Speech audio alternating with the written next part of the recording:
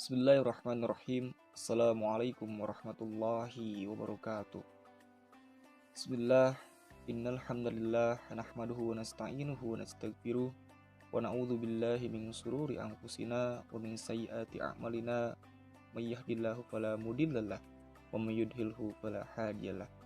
Asyhadu an la ilaha illallah wa asyhadu anna Muhammadan abduhu wa rasuluhu alladzi la nabiyya ba'dah. Pertama-tama marilah kita panjatkan puja kepada Tuhan yang Maha Kuasa, rasa puji kepada Tuhan yang Maha Suci, serta rasa syukur kepada Tuhan yang Maha Ghafur. Atas berkat rahmat dan hidayahnya, semua masih diberikan kesehatan, masih diberikan usia oleh Allah Subhanahu wa Ta'ala, dan mudah-mudahan kita semua selalu taat dan patuh terhadap ajarannya. Amin ya Rabbal Alamin.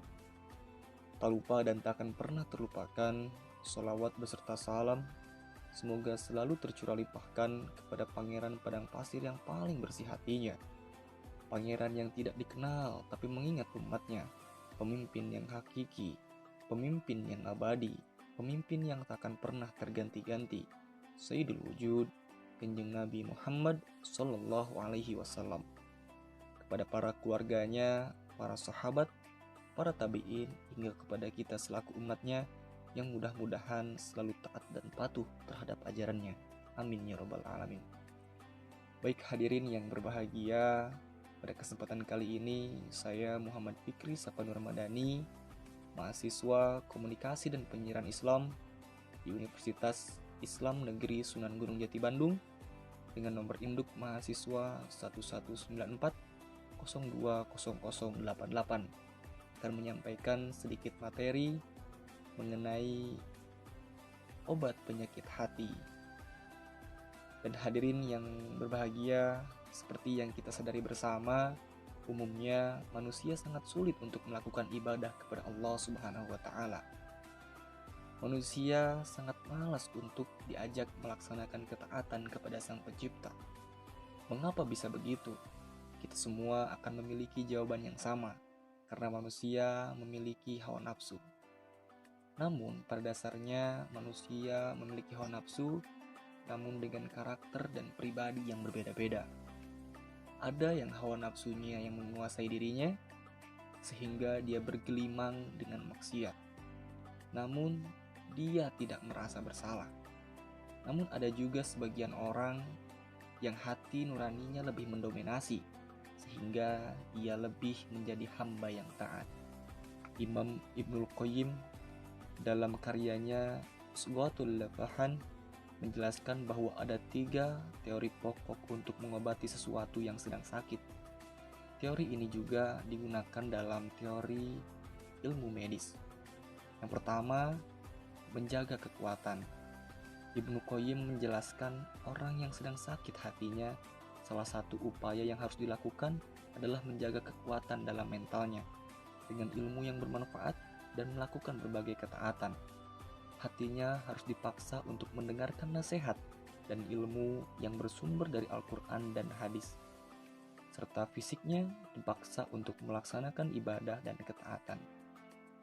Lalu yang kedua, melindungi dari munculnya penyakit yang baru dan sesuatu yang bisa memperparah sakitnya itu.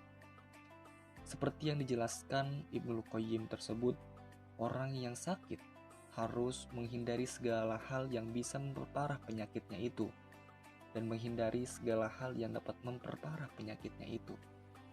Dengan cara apa hadirin? Yaitu dengan menjauhi semua perbuatan yang dapat menimbulkan dosa. Rasulullah Shallallahu Alaihi Wasallam menggambarkan bagaimana bahaya dosa bagi hati manusia, yang artinya sesungguhnya seorang hamba apabila melakukan perbuatan maksiat, maka akan dititikkan dalam hatinya satu titik hitam. Jika dia meninggalkan maksiat itu, memohon ampunan dan bertaubat, hatinya akan dibersihkan. Namun jika dia kembali maksiat, akan ditambahkan pula hitam pada hatinya. Itulah yang diistilahkan ar-aron yang Allah sebutkan dalam firman-Nya, yang artinya sekali-kali tidak demikian. Sebenarnya apa yang selalu mereka usahakan itu menutupi hati mereka.